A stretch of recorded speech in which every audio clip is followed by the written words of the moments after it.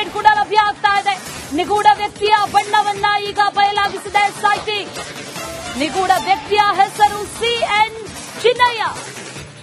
ಈತನ ಹೆಸರನ್ನ ಬಯಲು ಮಾಡಬಾರದು, ಮುಖ ಕಾಣಿಸಬಾರದು ಅಂತ ಮಾಸ್ಕ್ ಹಾಕೊಂಡಿದ್ದ ಎಸ್ಐಟಿ ಅಧಿಕಾರಿಗಳಿಂದಲೇ ಈತನ ಹೆಸರನ್ನ ಈಗ ಬಯಲು ಮಾಡಲಾಗಿದೆ. ಈತನ ನಿಜ ಬಣ್ಣ ಯಾವಾಗ ಬಯಲಾಯಿತೋ ಆಗ ಈತನ ಹೆಸರನ್ನ ಕೂಡ ಈಗ ಹೇಳಿದ್ದಾರೆ.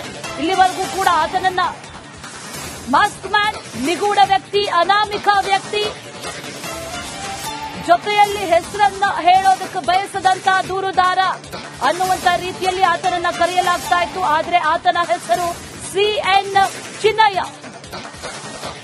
ದೂರುದಾರ ವ್ಯಕ್ತಿಯ ಹೆಸರು ಸಿಎನ್ ಚಿನ್ನಯ್ಯ. ಈ ನಿಗೂಢ ವ್ಯಕ್ತಿಯ ಮುಖವಾಡ ಈಗ ಕಳಚುವಂತ ಟೈಮ್ ಬಂದಿದೆ. ಮಾಸ್ಕ್ ಹಾಕೊಂಡಿದ್ದ, ಆ ಮಾಸ್ಕ್ ಕಳಚುವಂತ ಟೈಮ್ ಕೂಡ ಈಗ ಬಂದಿದೆ. ಕಳೆದ 2 ತಿಂಗಳಿನಿಂದ ಈತ ಅಗಿಸದಂತ ಜಾಗ ಇಲ್ಲ, ಸುತ್ತಾಡಿಸಿದಂತ ಜಾಗ ಇಲ್ಲ ಧರ್ಮಸ್ಥಳದಲ್ಲಿ.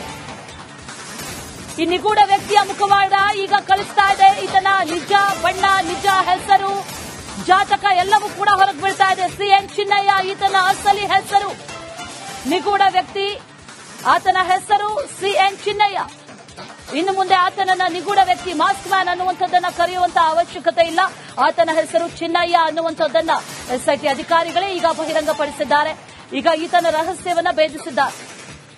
ಯಾರೀತ, ಎಲ್ಲಿಂದ ಬಂದ, ಯಾಕಾಗ ಬಂದ, ಈತನ ಉದ್ದೇಶ ಏನು, ಅಸಲಿಗೆ ಯಾಕಾಗಿ ಈ ರೀತಿ ಮಾಡ್ದ, ಈತ ಹೇಳ್ತಾ ಇರುವಂತಹ ವಿಚಾರಗಳಲ್ಲಿ, ಕಥೆಗಳಲ್ಲಿ ಸತ್ಯ ಇದೆಯಾ, ಸತ್ಯ ಇರೋದಾದ್ರೆ ಎಷ್ಟರ ಮಟ್ಟಿಗಿದೆ, ಯಾವುದೆಲ್ಲ ಸತ್ಯ, ಯಾವುದು ಸುಳ್ಳು, ಸತ್ಯ ಹೇಳ್ತಾ ಇರೋದಾದ್ರೆ ಆ ಸತ್ಯಗಳಿಗೆ ಸಾಕ್ಷಿಗಳೇನು, ಈತನೇ ತಂದಂತ, ಮೊದಲಿಗೆ ಈತನೇ ತಗೊಂಡು ಬಂದಂತ ಕೋರ್ಟ್ಗೆ ತಲೆಬುರುಡೆ, ಅದು ಎಲ್ಲಿಂದ ತಂದಿದ್ದು ಅಂತಂದ್ರೆ ಕ್ಷಣಕ್ಕೊಂದು ದಿನಕ್ಕೊಂದು ಹೆಸರು. ಕಲ್ಲೇರಿ, ಧರ್ಮಸ್ಥಳ, ಅಲ್ಲಿ ಇಲ್ಲಿ ಬಗ್ಲಗುಡ್ಡ ಎಲ್ಲೆಲ್ಲೋ ಹೆಸರುಗಳನ್ನ ಹೇಳ್ದ ಈತ. ಅಲ್ಲೆಲ್ಲಾ ಕಡೆಗಳಲ್ಲೂ ತನಿಖೆ ಮಾಡಿದ್ರು ಎಸ್ಐಟಿ ಅಧಿಕಾರಿಗಳು, ಯಾವುದೇ ಕುರುಹು ಸಿಕ್ಕಿಲ್ಲ. ಹಾಗಾದ್ರೆ ಎಲ್ಲಿಂದ ತಂದ ಅನ್ನುವಂತ ಪ್ರಶ್ನೆ ಮೊದಲಿಗೆ ಎಸ್ಐಟಿ ಅಧಿಕಾರಿಗಳಿಗೆ ಮೂಡಿದ್ದು. ಎಸ್ಐಟಿ ಅಧಿಕಾರಿಗಳು ಕೂಡ ತನಿಖೆಯನ್ನ ಯಾವ ಆಯಾಮದಲ್ಲಿ ಮಾಡ್ತಾ ಇದ್ದಾರೆ, ಯಾವ ರೀತಿಯಲ್ಲಿ ಮಾಡ್ತಾ ಇದ್ದಾರೆ ಅನ್ನುವಂತ ಒಂದಷ್ಟು ವಿಚಾರಗಳಿಗೆ ಪ್ರಶ್ನೆ ಆಗ್ತಾ ಇತ್ತು. ಆದ್ರೆ ಆರಂಭದಲ್ಲಿ ಈತ ಹೋಗಿ ಪೊಲೀಸ್ ಸ್ಟೇಷನ್ಗೆ ದೂರನ್ನ ಕೊಡ್ತಾನೆ ನೋಡಿ. ಆ ಸಂದರ್ಭದಲ್ಲಿ ಈತ ಹೇಳೋದು, ಪೊಲೀಸರು ನನಗೆ ಸರಿಯಾಗಿ ತನಿಖೆಗೆ ಸ್ಪಂದನೆ ಕೊಟ್ಟಿಲ್ಲ, ಹಾಗಾಗಿ ಸುಪ್ರೀಂ ಕೋರ್ಟ್ನ ಲಾಯರ್ ಮುಖಾಂತರ ಒಂದು ಪತ್ರಿಕಾ ಪ್ರಕಟಣೆಯನ್ನ ಯಾವಾಗ ಈತ ರಿಲೀಸ್ ಮಾಡಿದ್ನೋ ಅಷ್ಟೊಂದು ಪ್ರಮುಖ ವ್ಯಕ್ತಿನ ಅನ್ನುವಂತ ಪ್ರಶ್ನೆ ಕಾಡಿತ್ತು. ಅಲ್ಲಿ ಗಮನಿಸ್ತಾ ಇದ್ದೀವಿ, ಆತನ ವ್ಯಾಸಂಗ ಪ್ರಮಾಣ ಪತ್ರ ಇದು. ಆತ ವ್ಯಾಸಂಗ ಮಾಡಿರುವಂತ ಪತ್ರ, ಅಲ್ಲಿ ಬರೆದಿದ್ದಾರೆ ಸಿಎನ್ ಚಿನ್ನಯ್ಯ ಅಂತ. ಮಂಡ್ಯದ ಈತ, ಬೇಸಿಕಲಿ ಮಂಡ್ಯದವನು ಅನ್ನುವಂತ ಮಾಹಿತಿ. ನಂಜಯ್ಯ ಅನ್ನುವಂಥವರ ಮಗ ಈ ಸಿಎನ್ ಚಿನ್ನಯ್ಯ. ವ್ಯಾಸಂಗ ಪ್ರಮಾಣ ಪತ್ರವನ್ನ ಗಮನಿಸ್ತಾ ಇದ್ದೀವಿ. ಸರ್ಕಾರಿ ಹಿರಿಯ ಪ್ರಾಥಮಿಕ ಪಾಠಶಾಲೆ ಮಂಡ್ಯದ ವ್ಯಾಸಂಗ ಪ್ರಮಾಣ ಪತ್ರವನ್ನ ಸ್ಕ್ರೀನ್ ಮೇಲೆ ಗಮನಿಸ್ತಾ ಇದ್ದೀವಲ್ಲ. ನಂಜಯ್ಯ ಅವರ ಮಗ ಸಿಎನ್ ಚಿನ್ನಯ್ಯ, ಈತ ಯಾರು ಅನ್ನುವಂಥದ್ದು ಈಗ ಗೊತ್ತಾಗ್ತಾ ಇದೆ. ಒಂದಷ್ಟು ವಿಚಾರಗಳು ಈಗಾಗಲೇ ಹೆಸರು ಗೊತ್ತಿದ್ರೂ ಕೂಡ ಹೆಸರನ್ನ ಹೇಳದೇ ಇರುವಂತಹ ಪರಿಸ್ಥಿತಿಯಲ್ಲಿತ್ತು. ಆತ ಯಾರು ಅನ್ನೋದು ಗೊತ್ತಾಗಿತ್ತು, ಆತನ ಹೆಸರು ಗೊತ್ತಾಗಿತ್ತು, ಆತನ ಮೊದಲ ಪತ್ನಿ, ಎರಡನೇ ಪತ್ನಿ, ಮಕ್ಕಳು, ಆತನ ಊರು ಎಲ್ಲವೂ ಗೊತ್ತಾಗಿತ್ತು.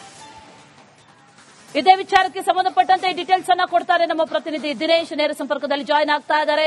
ದಿನೇಶ್, ಇಲ್ಲಿವರೆಗೂ ಕೂಡ ಈತನ ಹೆಸರನ್ನ ಬಹಿರಂಗ ಪಡಿಸಿರ್ಲಿಲ್ಲ. ಈತನನ್ನ ಮಾಸ್ಕ್ ಮ್ಯಾನ್, ನಿಗೂಢ ವ್ಯಕ್ತಿ ಅಂತ ಹೇಳಲಾಗಿತ್ತು. ಆದ್ರೆ ಈಗ ಈತನ ಹೆಸರನ್ನ ಬಹಿರಂಗ ಪಡಿಸಲಾಗಿದೆ, ಸಿಎನ್ ಚಿನ್ನಯ್ಯ. ಈ ಚಿನ್ನಯ್ಯನ ಬಗ್ಗೆ ಏನೆಲ್ಲ ಡೀಟೇಲ್ಸ್ ಇದೆ ದಿನೇಶ್?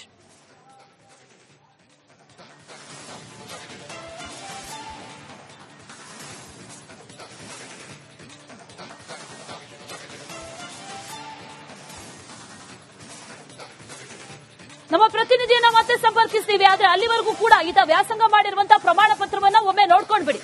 ಅದು ಆತನ ವ್ಯಾಸಂಗ ಪ್ರಮಾಣ ಪತ್ರ. ಆತನ ಎರಡನೇ ಹೆಂಡತಿ ಮಾತಾಡ್ತಾ ರಿಪಬ್ಲಿಕ್ ಕನ್ನಡದ ಜೊತೆ ಒಂದಷ್ಟು ವಿಚಾರಗಳನ್ನು ಹಂಚಿಕೊಳ್ಳುವಂತಹ ಸಂದರ್ಭದಲ್ಲಿ ಹೇಳಿದ್ಲು, ಆತ 10ನೇ ತರಗತಿವರೆಗೂ ಓದಿದ್ದಾನೆ ಅಂತ, ಅದಕ್ಕಿಂತ ಮೇಲೆ ಓದಿಲ್ಲ ಅನ್ನುವಂತ ವಿಚಾರ. ಆದ್ರೆ ಆತ ಬಂದಿರೋದು ಎಲ್ಲಿಂದ ಅನ್ನುವಂತ ಪ್ರಶ್ನೆ ಕೂಡ ಇದೆ.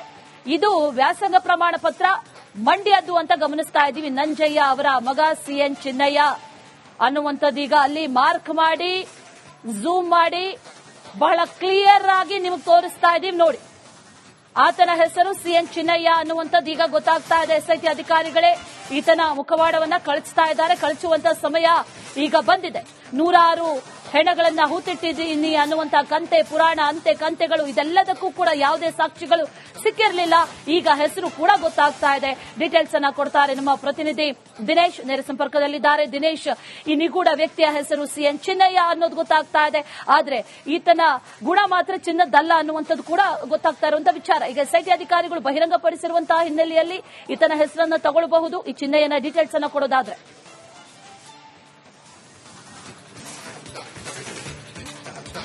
ಹೌದು ಅಶ್ವಿನಿ, ಈ ಹಿಂದೆ ಆತನನ್ನ ಸಾಕ್ಷಿದಾರ, ದೂರುದಾರ, ಮುಸುಕುದಾರಿ, ಅನಾಮಿಕ ಈ ರೀತಿಯಾಗಿ ಕರೆಯಲಾಗ್ತಾ ಇತ್ತು. ಅಂದ್ರೆ ಆತ ಸಾಕ್ಷಿ ಸಂರಕ್ಷಣಾ ಕಾಯ್ದೆ ಅಡಿಯಲ್ಲಿ ಪ್ರೊಟೆಕ್ಷನ್ ಕೂಡ ಪಡೆದಿದ್ದ. ಆದ್ರೆ ಈಗ ಆತ ಬಂಧನ ಆಗಿರುವಂತದ್ದು, ಆ ಒಂದು ಕಾಯ್ದೆಯಿಂದ ವಿಮುಖ ಆಗಿರುವಂತದ್ದು. ಹೀಗಾಗಿ ಆತನ ಹೆಸರನ್ನು ಕೂಡ ಬಹಿರಂಗ ಪಡಿಸಬಹುದು. ಆತನ ಹೆಸರು ಸಿಎನ್ ಚಿನ್ನಯ್ಯ ಅನ್ನುವಂಥದ್ದು ಈಗಾಗಲೇ ಗೊತ್ತಾಗಿದೆ. ಒಂದು ವ್ಯಾಸಂಗ ಪತ್ರ ನಮಗೆ ಸಿಕ್ಕಿರುವಂತದ್ದು, ಅದರಲ್ಲೂ ಕೂಡ ಅದೇ ಹೆಸರು ನಮೂದಿ ಆಗಿರುವಂತದ್ದು. ಹೀಗಾಗಿ ಆತನನ್ನ ಮುಂದೆ ಆತನ ಹೆಸರು ಮೂಲಕವಾಗಿ ಕರಿಬಹುದು ಅನ್ನುವಂತ ಮಾಹಿತಿಗಳು ಕೂಡ ಸಿಗ್ತಾ ಇರುವಂತದ್ದು. ಯಾಕಂದ್ರೆ ಈ ಹಿಂದೆ ಆತನಿಗೆ ಬೇರೆ ಬೇರೆ ಅಂದ್ರೆ ಮುಸುಕುದಾರಿ, ಅನಾಮಿಕ ಈ ರೀತಿಯಾದಂತಹ ಹೆಸರುಗಳು ಕರಿತಾ ಇದ್ರು. ಆದ್ರೆ ಮುಂದೆ ಸಿಎನ್ ಚಿನ್ನಯ್ಯ ಅನ್ನುವಂತ ಹೆಸರೇ ಕರಿಬಹುದು. ಯಾಕಂದ್ರೆ ಆತ ಸಾಕ್ಷಿ ಸಂರಕ್ಷಣಾ ಕಾಯ್ದೆಯಿಂದ ಕೂಡ ವಿಮುಖ ಆಗ್ತಾನೆ ಬಂಧನ ಆದ ಬಳಿಕ. ಹೀಗಾಗಿ ಆತನ ಮುಂದೆ ಇದೇ ರೀತಿಯಾದಂತಹ ಹೆಸರು ಕರಿಬಹುದು ಅಂತ ಕೂಡ ಹೇಳಾಗ್ತಾ ಇರುವಂತದ್ದು. ಮತ್ತು ಅದಕ್ಕೆ ಸಂಬಂಧಿಸಿದಂತೆ ಒಂದು ವ್ಯಾಸಂಗ ಪತ್ರ ಕೂಡ ದೊರೆತಿರುವಂತದ್ದು. ಇನ್ನು ಸುಮಾರು 11 ಗಂಟೆ ವೇಳೆಗೆ ಆತನನ್ನ ಬೆಳ್ತಂಗಡಿಯ ನ್ಯಾಯಾಲಯಕ್ಕೆ ಕರೆತರುವಂತಹ ಸಾಧ್ಯತೆ ಇದೆ. ಆ ಬಳಿಕ ಆತನನ್ನ ವಿಚಾರಣೆ ಕೂಡ